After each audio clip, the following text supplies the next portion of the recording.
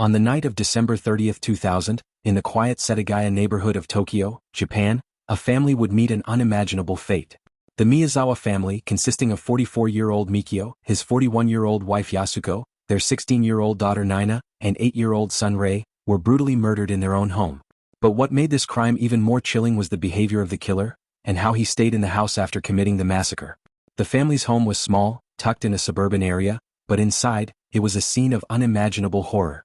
Mikio, Yasuko, Nina, and Rei were all stabbed repeatedly in what appeared to be a frenzied attack. The brutality of the murders was horrifying, but what truly terrified investigators was what happened next. After the murders, the killer did something strange. He stayed in the house. He didn't flee the scene. Instead, he roamed through the rooms, eating food from the Miyazawa family's refrigerator, using their bathroom, even taking a shower. He even left his clothes behind. It wasn't until the next morning that neighbors noticed something strange. The family hadn't come out for their morning routine and the lights remained off. Concerned, they contacted the authorities. When the police arrived, they found the horrific crime scene with no signs of forced entry. The family had been killed with a large, heavy knife, and there were signs of a struggle.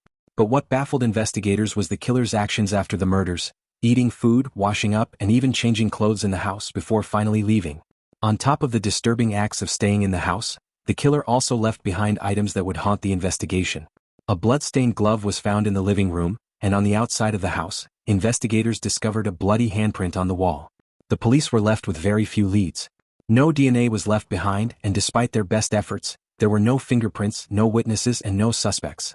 The lack of any obvious motive or connection between the family and a possible killer left the case even more perplexing.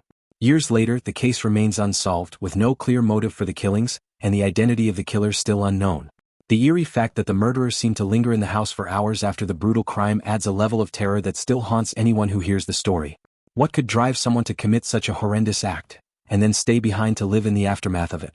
The Setagaya Family Massacre remains one of Japan's most chilling unsolved crimes. Do you think the killer is still out there, or do you believe justice will eventually be served? Let me know your thoughts in the comments, and don't forget to like and subscribe for more terrifying true crime stories.